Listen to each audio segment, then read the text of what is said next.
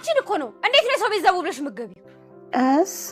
ተረጋጊ እንጂ ጭጫዋ የህይወትሽ ዋስትና እኮ በእጄ ላይ ነው ያለው።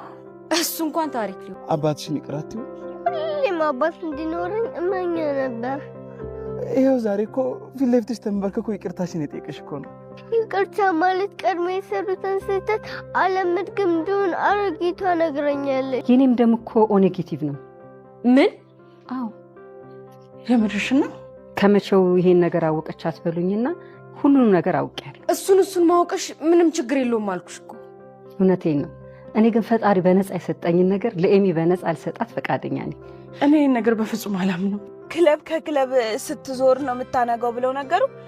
ሰው ግን ቆይ ከማውራት ውጪ ሌላ ስራ የለውም እንዴ? አውቅሻለሁ እኮ የት እንደምትዩና እንደምታመሽ ከማንም መስማት አይጠበቅብኝ። እንግዲህ እንደሰማሽው ነው የምንፈልገውን ቦልማሩ አግኝተናል። አይሆንም፣ ይሄ በፍጹም ሊሆን አይችልም።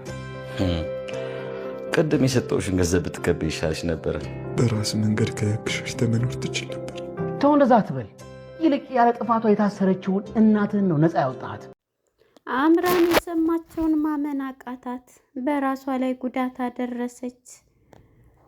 ሁሉም ነገር ካንቺ ምንም ነገር የምንፈልገው የለንም፣ በነፃ አግኝተናል፣ ስለ ሁሉም ነገር እግዚአብሔር ይመስገን ሲሏት በፍጹም አላምንም ብላ ብርጭቆ በማንሳት በራሷ ላይ ጉዳት አደረሰ። ይሄን ቤት አንድ ነገር ማድረግ አለብኝ ብላ እንግዲህ ወደ ራሷ ብርጭቆውን ወደ ሰውነቷ ቀደዋለች ማለት ነው።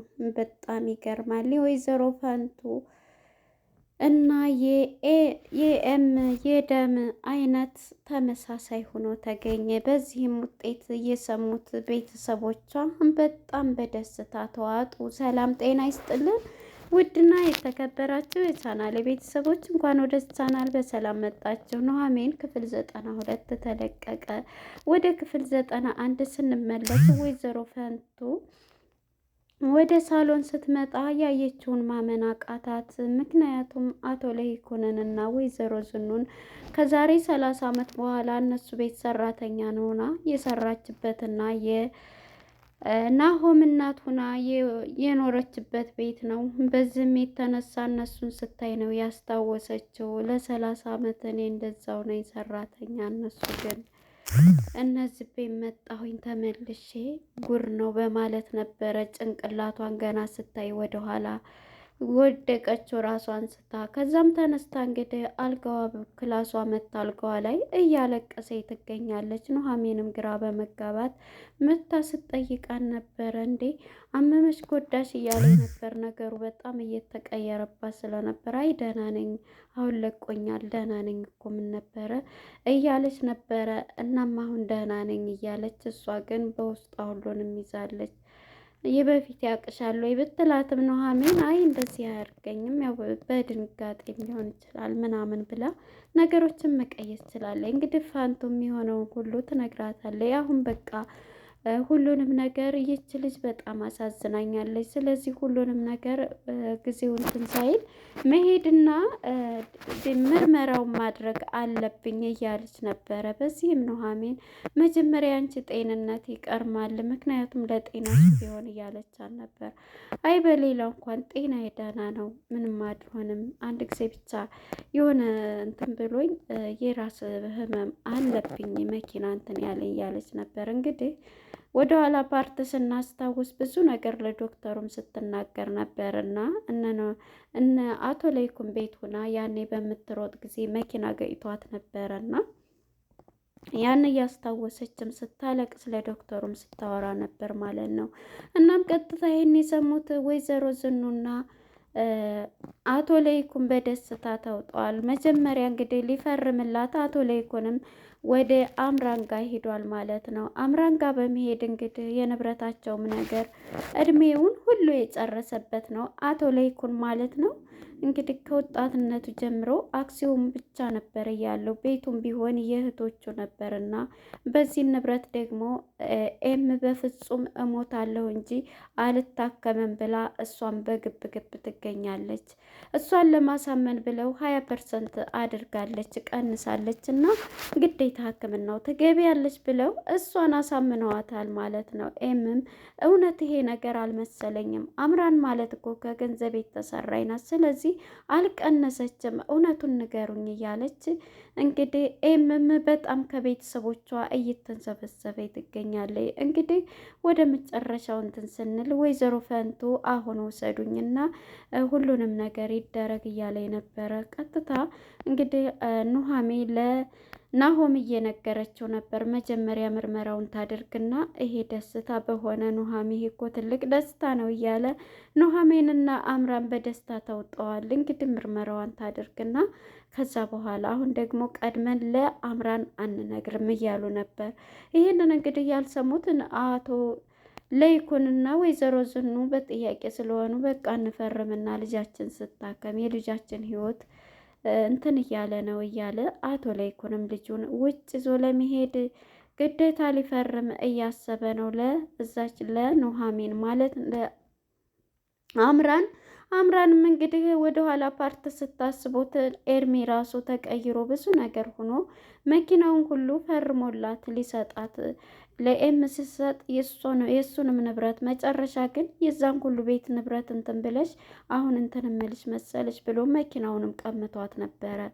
ከዛም የተነሳ እንደውም ከአክሲዮሜ ላይ እገዛለሁ እያለች በቃ በዛ በገንዘብ ነው ያለውት ብላ ራሷን ስታመጻድቅ ነበረ። እንግዲህ አምራንን እንዳርጌናት ማለት ነው። አሁን ላይ ግን አምራን እየሰማቸው ሁሉ በጣም ማመን አቅቷታል። ነፍስሽ በኔ እጅ ነው ያለችው እያለኝ ነበር።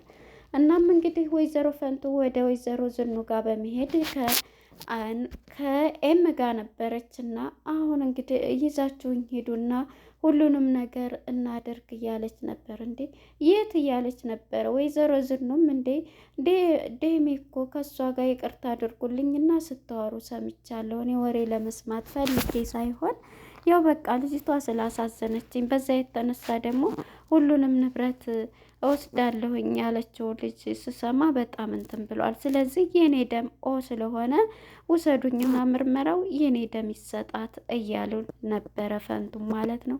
ይህን የሰማችው አረ ስለ ወሬው መስማት አይደለም፣ በጣም ይሄ እኮ ትልቅ የሚል ደስ የሚል ዜና ነው የነገርሽን በማለት ኤም በደስታ ተዋጠች።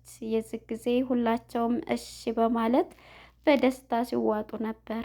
እናም ወደ ሆስፒታል ነው እንሄድ ብለው ይዘዋት የሄዱት። ሁላቸውም እንግዲህ ቤት የተቀመጡት ቅመምና ኤም ናቸው ማለት ነው። አቶ ለይኩንም እንግዲህ ሊፈርም ወሬ አልሰማምና ለአምራን ፈርሙና መቼ ነው እንደዚህ ምታር ተረጋጊ ለሚፈርምልሽ ነው ብሎ እንኪ ለጊዜው ብር ቢላትም አይ ሁሉንም እዛ ስትፈርሙ ነው ብላ ይዟት እየመጣ ነበረ ማለት ነው። እንግዲህ አቶ ለይኩን አምራንም ማለት ነው ለመፈረም ያንን አክሲዮን ሊፈርምላትና ሕክምናዋን ልታደርግ ነው ኤም ብላ ይዟት እየመጣ ነው። እንግዲህ አቶ ለይኩንን ቀጥታ ወይዘሮ ዝኑ ትደውልና አምራንም አብራው ስለሆነች እሺ ምንድን ነው እያለ መጀመሪያ ወሬውንም ሊያበላሸው ነበረና አሁን አብራክ ከሆነቻች ገንዘብ ወዳጁ ለማንኛውም የፈንቱንትን ምርመራ እየተካሄደ ስለሆነ እንዳፈርም አሁን እንዳፈርምላት ሲባል ነበረ። እሺ ወሬያቸው በጣም እንትን እያለ ነው እና አቶ ለይኩን እና ኤምን አመማት እያለ ነበር። አዎ እያለች የዚህ ጊዜ አምራንንም ውረጅ ከመኪናው አሁን ኤምን ትንሽ አሟታል እያለ ነው እና ፈጥነህ ድረስ ተብያለሁ እያለ ነበረ። አምራን እንግዲህ ተንኮለኛዋ ተንኮል የሚያደርግ ሰው አይጠፋትምና እኔ ይሄ ነገር ምንም አልተዋጠልኝም በፍጹም እያለች ነበረ። እናም በዚህ የተነሳ ውረጅና በቃ ነገ ይፈረምልሻል ጊዜው እንትን ይባላል እስኪ ኤም ጋር ልሄድ ብሎ አቶ ለይኩን አውርዷት እኔ ምን እያደረጋችሁብኝ ከሆነ እያለች በጣም ተናዳለች። በጣም ተበሳጭታለች። ስልክ ምንትን ስትል ማለት ነው። እናም በዚህ የተነሳ ቀጥታ ወደ ቤት ነው የመጣቸው። እንግዲህ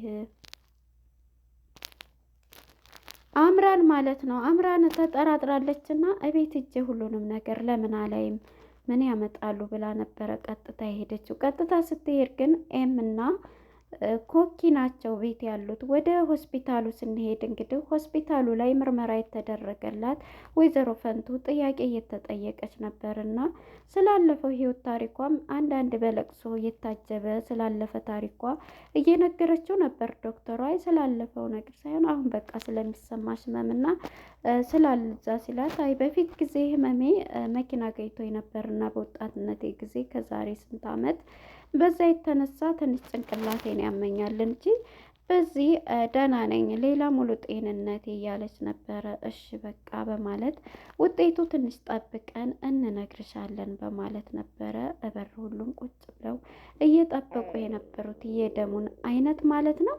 እናም በዚህ የተነሳ አቶ ለይኩንም ወደ ቤት ልሄድ ነው ብሎ ወደ ሆስፒታል ነው የመጣ። ሁላቸውም በደስታና በተስፋ እየጠበቁ ነው የወይዘሮ ፈንቱን የደም የውጤት ማለት ነው። ውጤቷን እየጠበቁ ሳለ በሰፍ ላይ አቶ ዶክተሩም መጥቶ እንግዲህ ደስ የሚል አስደሳች ዜና እንንገራችሁ ሲሉ ሁላቸውም በደስታ ፈጠው እየጠበቁ ነው።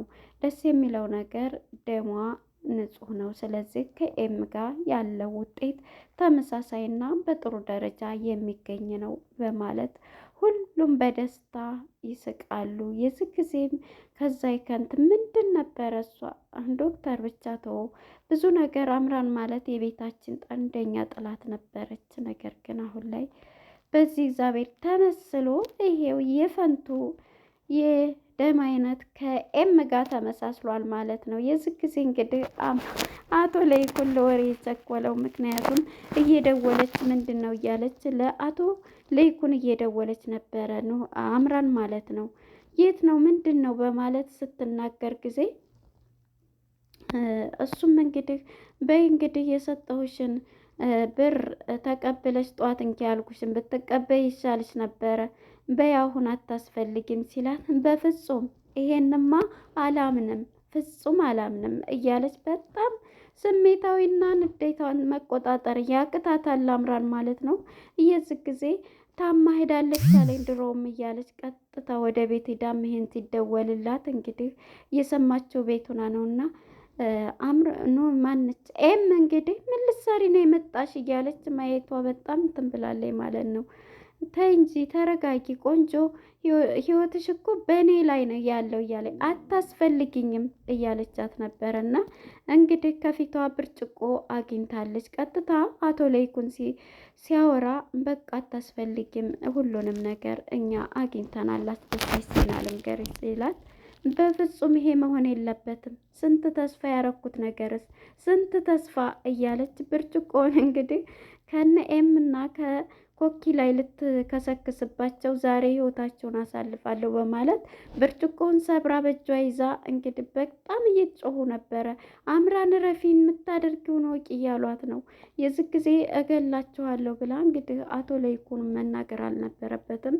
ያው እሱ እንትን ትበል በማለት ነግሯት ነበረ። የዚህ ጊዜ እንግዲህ በጣም እየተናደደችና እየተበሳጨች የምትገኘው አምራን ማለት ነው። ብርጭቆውን ሰብራ እነሱ ላይ ለመከስከስ ስትሯሯጥ ኤም እንግዲህ የቤቱን የክላሷን ቁልፍ ይዛ ሩጣ ኮኪና እሷ በመግባት ሩጣ ክላሷን ትቆልፋለች። የዚህ ጊዜ አምራን ተናዳለች። ክፈች ብያለሁ እያለች በሩን እየደበደበች ነው። እንግዲህ ወይዘሮ ዝኑም ለምን ተናገርክ ብላ ቶሎ ሳበው መኪናውን እያለች ልጄን አንድ ነገር በጣም ስሜታዊ ሆናለች፣ አንድ ነገር ታረጋታለች ብለው እየተናደዱ ነው ያሉት። የዚህ ጊዜ እንግዲህ ናሆምም በፊት ቀድሞ ሄዷል። ናሆምም ወደ እህቱ በመደወል እየመጣሁልሽ ነው፣ አይዞሽ እህቴ መጥቻለሁ፣ ትንሽ ነው የቀረኝ፣ ተቃርቤያለሁ እያለ በንዴት እንግዲህ ናሆምም ወደ ቤት እየመጣ ነው። እሷን በር ክፈቱ በማለት እየታገለች ነበርና በመጨረሻ እንግዲህ ሁለቱም በሩን መችልሻለሁ ብሎ እንዳትጠጋይ በማለት አምራን ማለት ነው ብርጭቆ ነው ይዛ ከስክሳ እረፍ አምራን የምታደርጊውን እያላን ነበር። እረፍ እንዳትጠጋኝ እያለች እንግዲህ በራሷ ላይ ጉዳት ሳታደርስ አቀርም እዛ ላይ ነበረ ያንን ብርጭቆ ይዛ የተሰበረውን ራሷ ላይ ሳከሰክሰው አቀርም። ናሆም እረፍ እያላት አይዞሽ መጥቻለሁ እያለ ለእህቶቹ እየተናገረ ይዛን ሰዓት ወደ ራሷ ላይ ጉዳት ሳታደርስ አቀርም። እንግዲህ እሷ ራሷን በራሷ ስሜቷን መቆጣጠር አቅቷት ራሷ ላይ ጉዳት ታደርሳለች።